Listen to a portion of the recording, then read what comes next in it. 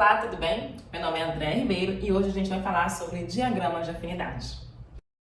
O diagrama de afinidades também é conhecido como diagrama KG, que é a primeira letra do nome da pessoa que construiu esse método, né, de afunilar, de criar grupamentos de afinidades sobre um determinado tema. Bom, para que serve esse diagrama de afinidades? Ele normalmente é utilizado depois que você tem muita informação disponível, informação que você já pesquisou, que você já entendeu, e que agora você precisa dar um destino para ela, criar um caminho para que essa informação consiga fluir para chegar em algum objetivo. Porque afinal a gente não quer só levantar informações e dados, a gente tem que fazer alguma coisa com esses dados e com essas informações. Então o diagrama de afinidade ajuda nesse sentido, a como você organiza tudo isso, como você consegue transformar tudo isso em algum tipo de ideia, algum tipo de conhecimento, em algum tipo de produto, enfim. Então a ideia é essa, é ele auxiliar nessa etapa de organizar e estruturar todas essas informações e dados que você levantou por algum motivo. Nesse caso, a gente vai utilizar o diagrama de afinidade como uma etapa posterior ao brainstorm e a etapa de imersão. Porque na etapa de imersão a gente já levantou muitas informações, pesquisou sobre o público, contexto e tudo mais. No brainstorm, essas informações foram levadas ao extremo, utilizando o pensamento divergente, e agora é o momento da gente estruturar isso, que é o pensamento convergente, e aí a gente utiliza esse método que é o diagrama de afinidades. Nesse sentido, a gente pode falar que o diagrama de afinidades serve para agrupar, como eu acabei de explicar, para encontrar afinidades, e em terceiro, eu acho que é identificar relações. Porque dentre esses grupinhos de afinidades, o que não gosta, o que motiva, o que mais gosta de fazer, eu posso ter relações. São afinidades diferentes, mas que elas podem se relacionar por algum motivo. E aí, esse por algum motivo que ela se relaciona pode ser interessante para você, para entender um pouco mais desse público e saber como é que você pode atender ele. Agora a gente vai ver como organizar esses dados e informações dentro do diagrama de afinidades e como que a gente consegue chegar em não vou dizer um resultado, né? Mas eu vou dizer um produto final, uma informação final, que é o que você procura, dentro do que você procura. Diagrama de afinidades, vamos lá, gente. Então agora, como é que a gente vai fazer, né? A primeira coisa que vocês têm que ter em mente é escrever os dados e informações. E aí, normalmente, dentro do diagrama da metodologia, o que eles indicam que seja utilizado? Post-it. Você pode utilizar post-it ou pode utilizar outras formas, mas o principal aqui, a ideia é que aquela informação em forma de texto ou aquela informação solta que você tem, que ela seja transformada em palavras, organizado nesse formato. Segunda etapa, organizar os grupos. E aí, quando eu falo organizar os grupos, eu estou falando em você já identificar quais são os possíveis grupos que vão surgir dentre essas informações. E eu vou pegar aqui para essa ideia de organizar grupos, vou pegar um pouquinho das informações que a gente começou a debater para fazer o brainstorm e até na primeira live também sobre imersão.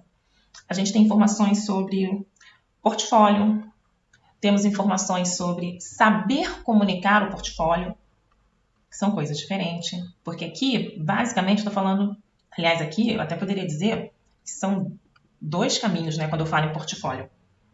O portfólio pode ser uma questão técnica, ou seja, da apresentação desse portfólio, né, o formato que ele está sendo ofertado, e pode ser uma questão de falta de experiência. Então, um portfólio que não tem muito o que apresentar.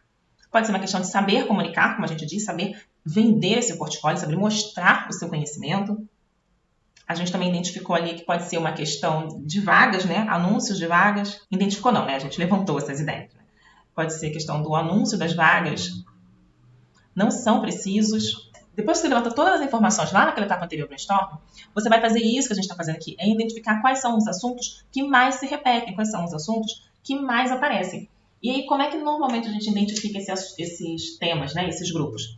Primeiro, por afinidade, por temas que tenham afinidade. No caso aqui, ó, a gente poderia agrupar primeiro isso aqui tudo em um único tema, porque é portfólio. Por temas que são similares, ou seja, temas que são parecidos. E aí, por exemplo, aqui eu tenho saber comunicar, mas enquanto portfólio, né, saber me vender, aí é textualmente escrito. Mas eu também poderia ter aqui, digamos, que esses candidatos não sabem se expressar em uma entrevista. Hoje em dia, a entrevista não é exclusivamente presencial, as entrevistas também acontecem de forma virtual. Então, de repente, eu preciso ter uma preparação prévia para fazer essa entrevista em casa. E aí, o fato de ser uma entrevista em casa, de repente, não te traz a mesma formalidade do que quando é uma entrevista lá que você tem que ir na empresa. Isso pode fazer com que você não prepare o ambiente, que você não se prepare para se comunicar, para se expressar. Então, a gente pode pensar também na questão da comunicação. E aí eu vou falar em comunicação pessoal da entrevista. Então, seria um tema, né? Comunicação e comunicação também, por similaridade. Um outro elemento que você usa para criar esses grupos. Dependência. Dependência. Como é que a gente pode entender dependência? De nada adianta eu saber me vender muito bem se eu não tiver o que vender. E aí o que vender não necessariamente precisa ser uma experiência formal. A gente já falou sobre isso, que essas experiências podem ser também uma experiência do que você fez no seu dia a dia, do que você faz na sua comunidade, no seu bairro, na sua escola, enfim, questões assim também contam. Entretanto, se você não tem nada disso, como é que você vai se vender? Certo? Então existe aí uma dependência. Para que eu consiga saber me vender, eu tenho que ter algo para vender. Concorda? E por último, proximidade. E aí são temas que você possa identificar que eles são próximos, né? Que tem algum tipo de relação nesse sentido. E aí isso é mais simples. Então, basicamente, são esses 4 pontos aqui que você tem que levar em consideração na hora de agrupar essas informações. Ok. Organizou esses grupos? Agora, o que você vai fazer? Definir prioridades. Agora a gente vai definir prioridades. E essas prioridades, vamos pensar aqui, né? Você tem lá todas as informações e você organizou. Normalmente essa organização é feita assim. Aqui é um tema, aqui é outro tema e aqui é outro tema. Essa organização ela é feita assim, essa definição de prioridade, de cima para baixo. Ou seja, de maior prioridade vai entrar aqui e o de menor prioridade vai ficar aqui no final da sua lista. Então, quando você for trazer aquelas informações organizadamente para cá, você vai pensar dessa forma. Fica no início o que tem maior prioridade e aqui no final o que tem menor prioridade. E aí, quando eu estou falando de prioridade, eu estou falando de prioridades do seu cliente, prioridades do mercado, as suas prioridades e as prioridades de outros interessados. Então, aqui no nosso contexto do nosso projeto, a prioridade do seu cliente, ou seja, a prioridade, se você identificar como cliente o DI, que quer encontrar vagas, qual é a prioridade dele dentro desse contexto? Qual é a prioridade do mercado? O mercado, sabe, quer profissionais muito competentes com muita experiência. Experiência em, inteligência artificial. Qual é a sua prioridade dentro desse projeto? E quais são as prioridades dos outros envolvidos? Ou seja, das empresas que querem contratar. Então, a gente tem esses 4 pontos para pensar. A prioridade do seu cliente, a prioridade do mercado, a sua prioridade e a prioridade dos outros envolvidos. E aí você vai pensar, dentre essas aqui, qual é a prioridade que você quer dar? Qual é a hierarquia de prioridade entre essas 4? Então, digamos aqui que a nossa prioridade vai ser, primeiro, o cliente, depois a sua, depois o mercado e, por último, os envolvidos. Isso aqui é só uma sugestão. Você vai pensar na sua prioridade, dentro do que você já identificou, do que você já estudou e você percebeu dentro dessa pesquisa, e aí você vai identificar essas prioridades. Identificou isso aqui? Aí você vai voltar lá nesse conteúdo que a gente tem aqui,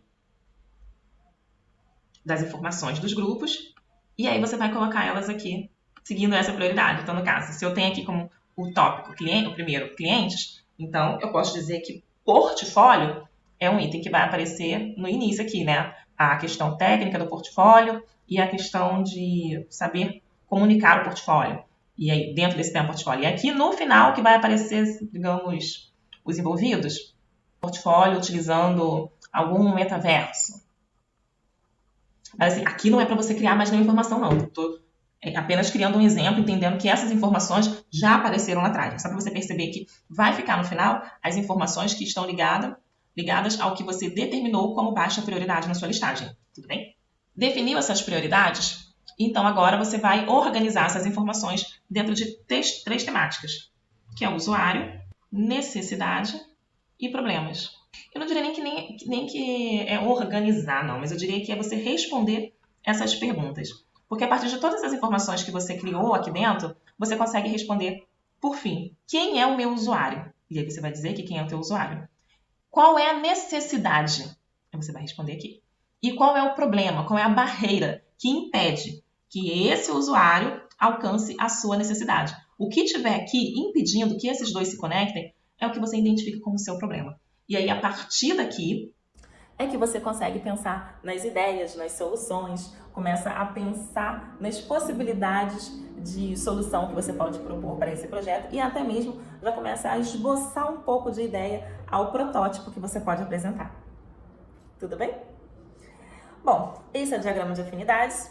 Parece complicado, mas é bem simples. Conforme vocês começarem a colocar as informações no papel, vocês vão perceber que esse encaminhamento que eu apresentei aqui em 3 etapas, ele flui muito naturalmente, tá bom? A gente se vê.